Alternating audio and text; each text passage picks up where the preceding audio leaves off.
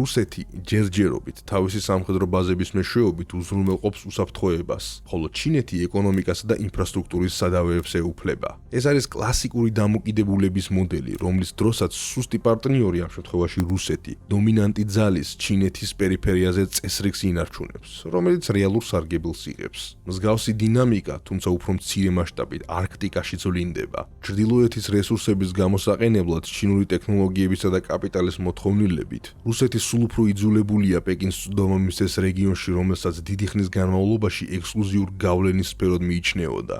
ასიმეტრიის გაღრმავების უამრავი მტკიცებულების მიუხედავად, ვასალიზაციის თეზისი ზოგიერთი ანალიტიკოსის მხრიდან კვლავ წინააღმდეგობას აწყდება. ისინი ამტკიცებენ, რომ რუსეთი ინარჩუნებს გარკვეულ ატრიბუტებს, რომლებიც მას კლასიკური სატელიტური სახელმწიფოსგან გამოარჩევს და კრემლს მანევრირების გარკვეულ სტრატეგიულ სივრცეს აძლევს. პირველ რიგში რუსეთი კვლავ მსოფლიოში უდიდესი ბირთვული ძალაა და გაეროს უშიშროების საბჭოს მუდმივი წევრად რჩება. მისი ბირთვული არსენალი მოსკოვის საბოლოო სადაზღვევო პოლიციის როლს ასრულებს. ისეთს, რომელიც პეკინს მკაცრი ზეწოლის განხორციელებაში ხელს უშლის.